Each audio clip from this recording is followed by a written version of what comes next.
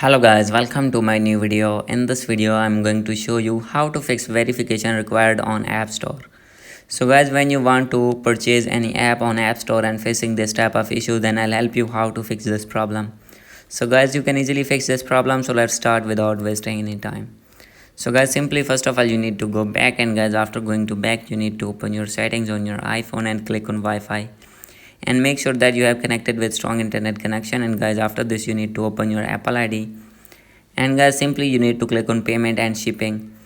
And guys, after this, from here you need to delete all the payment methods in your Apple ID. And guys, after deleting payment method you need to add your new payment method in this tab.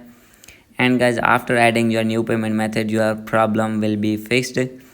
So guys, here you need to put passcode of your Apple ID for removing your payment method.